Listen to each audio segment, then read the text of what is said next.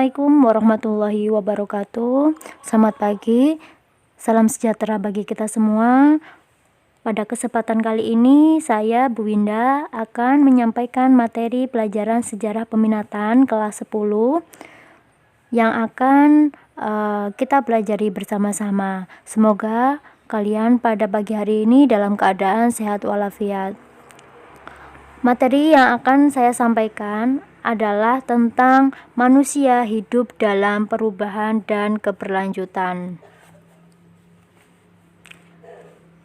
Manusia merupakan makhluk ciptaan Tuhan yang bersifat dinamis, karena kehidupan manusia selalu berubah mengikuti perkembangan zaman. Perubahan kehidupan manusia tidak mungkin terjadi tanpa suatu sebab.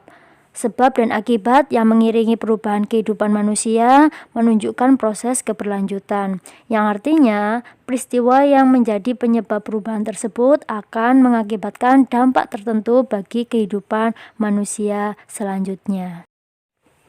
Oke, yang pertama yang akan kita bahas adalah tentang konsep perubahan dan keberlanjutan. Kita tahu bahwasanya kehidupan manusia diwarnai dengan perubahan dan keberlanjutan. Jika dilihat dari artinya, perubahan adalah ketidaksamaan suatu keadaan dengan keadaan lainnya dari waktu ke waktu. Sedangkan keberlanjutan merupakan perwujudan dari proses perkembangan kehidupan masyarakat yang terus berlanjut meskipun situasi dan kondisi berubah. Silakan berpikir sejenak. Saat ini kalian sudah duduk di bangku SMA. Tahun lalu kalian duduk di bangku SMP, 4 tahun lalu kalian berada di SD, kemudian 10 tahun lalu Anda masih TK. Ketika kita cermati peristiwa yang Anda alami dari TK hingga saat ini merupakan peristiwa yang berkelanjutan. Jadi secara umum konsep berkelanjutan berkaitan dengan konsep perkembangan. Sebenarnya apa yang menyebabkan terjadinya perubahan? Di sini perubahan dalam kehidupan manusia disebabkan oleh faktor-faktor tertentu. Faktor yang pertama adalah faktor internal, kemudian faktor eksternal, kemudian faktor penghambat perubahan. Faktor internal merupakan penyebab perubahan yang berasal dari dalam masyarakat. Jika kita ketahui faktor internal perubahan dalam masyarakat, di sini terdapat beberapa faktor: dinamika penduduk, penemuan baru, pertentangan dalam masyarakat, serta pemberontakan atau revolusi.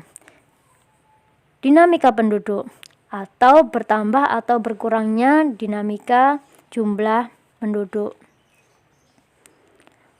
Pertumbuhan penduduk yang sangat cepat dapat menyebabkan perubahan dalam struktur masyarakat, terutama menyangkut lembaga-lembaga kemasyarakatan. Jadi ketika terjadi bertambah atau berkurangnya penduduk akan merubah struktur masyarakat, terutama pada lembaga-lembaga masyarakat tertentu.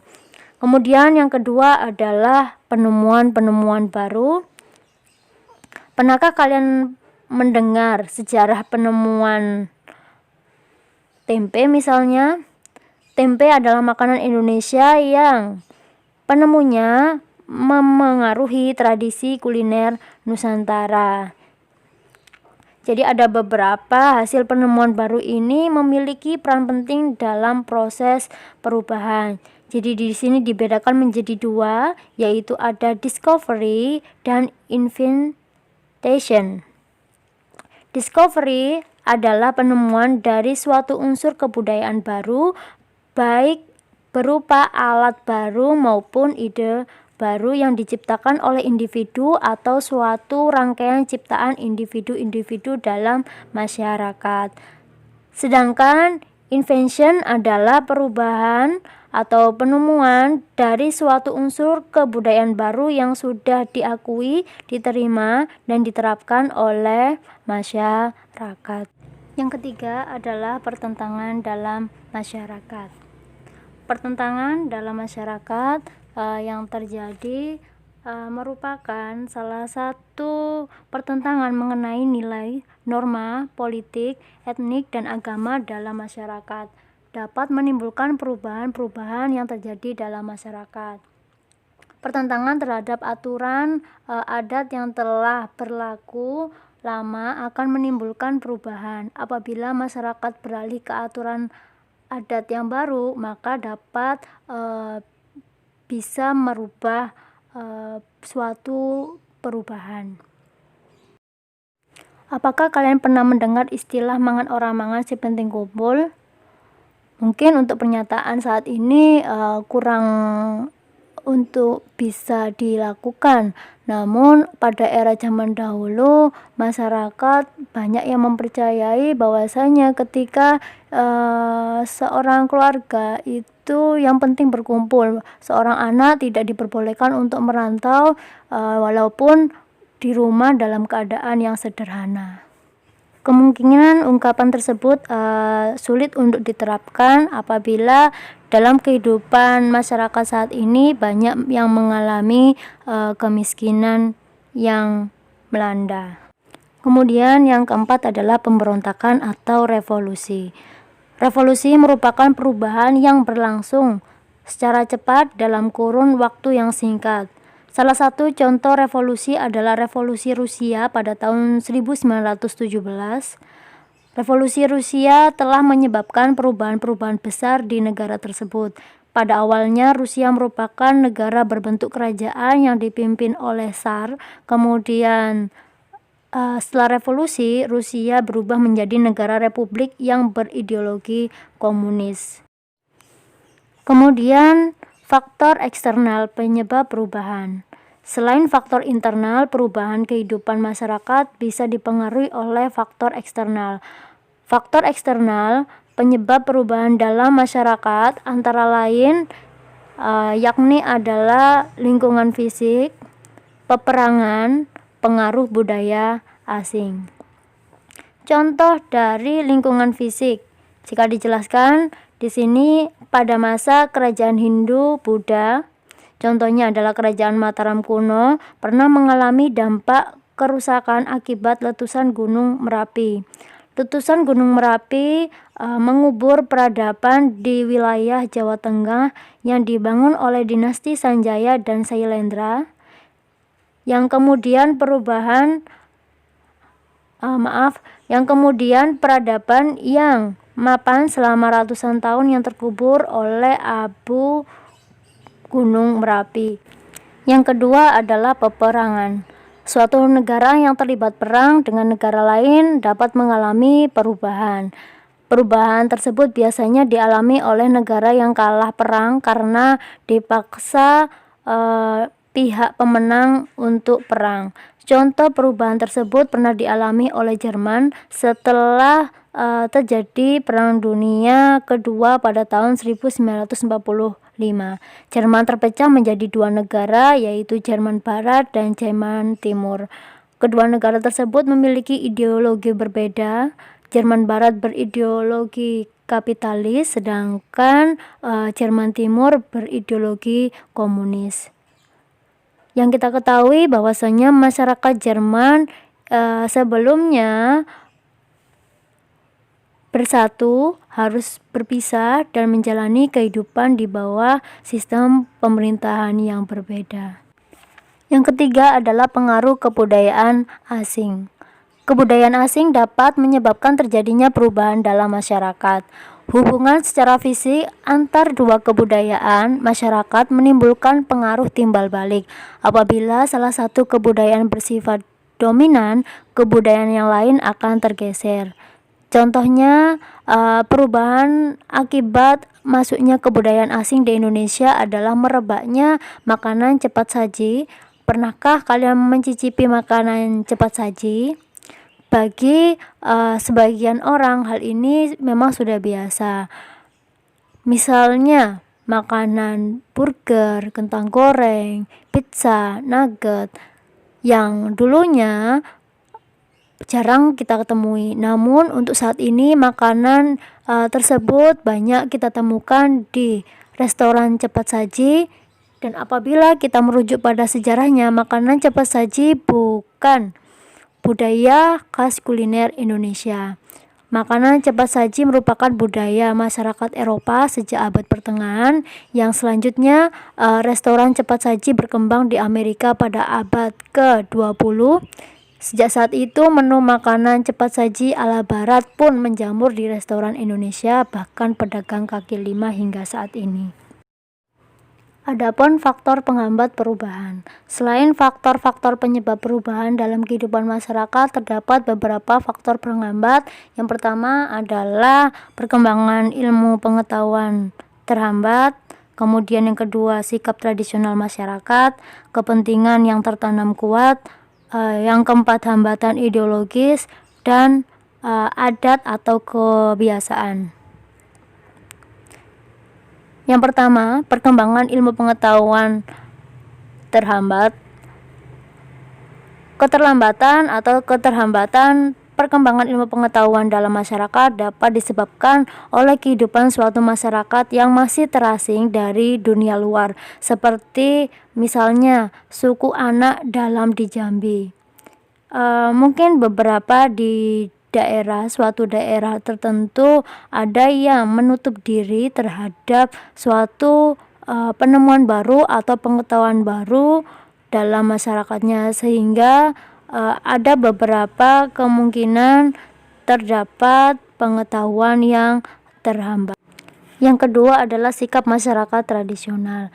Sikap membanggakan atau mempertahankan tradisi-tradisi lama ternyata juga akan dapat menghambat proses suatu perubahan.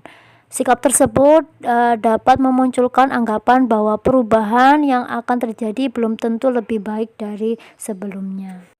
Yang ketiga adalah kepentingan yang telah tertanam kuat. Dalam lembaga masyarakat, biasanya terdapat beberapa kelompok yang memiliki kedudukan elit atau tinggi. Kelompok tersebut cenderung lebih mempertahankan tradisi atau kondisi masyarakat lama karena dapat memberi keuntungan bagi mereka. Kelompok tersebut akan berusaha menolak perubahan-perubahan yang terjadi dalam masyarakat. Jadi ada beberapa kelompok atau orang-orang tertentu yang memang dalam perubahan itu mengalami hambatan dikarenakan memiliki kepentingan yang telah tertanam kuat. Kemudian selanjutnya adalah hambatan ideologis atau hambatan yang bersifat ideologis. Biasanya ini terjadi pada usaha untuk mengubah unsur kebudayaan yang bersifat rohaniah atau kepercayaan. Contohnya adalah proses penyebaran agama Islam pada abad ke-16 pernah terhambat oleh kerajaan-kerajaan yang bercorak Hindu-Buddha. Upaya ini dilakukan oleh kerajaan tersebut karena pada saat itu agama Hindu-Buddha telah menjadi ideologi masyarakat dan negara. Kemudian yang terakhir adalah adat dan kebiasaan. Pola perilaku yang sudah menjadi adat atau suatu yang mengental pada masyarakat itu biasanya dipatuhi dan dijalankan dengan baik. Otomatis cara perilaku atau pola perilaku masyarakat itu sulit diubah karena masyarakat lebih cenderung mempertahankan adat atau kebiasaan di lingkungannya. Selanjutnya adalah kehidupan manusia dalam perubahan dan keberlanjutan. Silakan diamati pada kedua gambar tersebut. Kita tahu itu adalah gambar Tugu Yogyakarta. Ada dua gambar, yakni pada tahun 1936, kemudian ada gambar tahun 2019. Kedua gambar tersebut menunjukkan perubahan dan keberlanjutan. Mengapa? Apa bentuk perubahan dan keberlanjutan yang tampak pada gambar? Setelah kita amati, perubahan yang dialami manusia dalam kehidupan masyarakat ternyata banyak mencakup beberapa aspek seperti komposisi penduduk, kondisi lingkungan, sistem hubungan sosial, dan lembaga kemasyarakatan. Perubahan ini disebut perubahan sosial yang memiliki sifat keberlanjutan. yang artinya perubahan tersebut tidak berhenti pada satu titik, tetapi terus berlanjut ke tahap perubahan-perubahan lainnya. Walaupun di gambar memang nampak sama, tapi kalau kita amati ada banyak perubahan yang terjadi pada kedua gambar tersebut. Kemudian adalah peristiwa sejarah. Peristiwa sejarah adalah suatu peristiwa penting dalam kehidupan manusia yang terjadi pada masa lampau. Pada dasarnya peristiwa sejarah dianggap telah lenyap ditelan oleh waktu. Meskipun demikian, kisah atau ceritanya dapat terus dikenang. Kondisi ini juga memunculkan konsep sejarah sebagai kisah. Peristiwa sejarah itu dipengaruhi oleh subjektivitas akibat faktor-faktor berikut, yakni adalah faktor kepentingan, faktor kelompok sosial budaya, perbendaharaan, pengetahuan sejarawan, kemampuan berbahasa, nilai-nilai yang dimiliki sejarawan. Dalam peristiwa sejarah ternyata ada beberapa yang nantinya peristiwa masa lalu itu digunakan sebagai ramalan sejarah ke depannya. Peristiwa sejarah terjadi pada masa lalu dan memang dapat digunakan sebagai ramalan sejarah. Mengapa peristiwa sejarah dapat menjadi ramalan sejarah? Mengapa ya? Ternyata dalam peristiwa sejarah banyak mengandung pelajaran berharga. Setiap pembelajaran yang kita pelajari tidak akan mungkin tidak ada manfaatnya, terutama dalam pelajaran sejarah.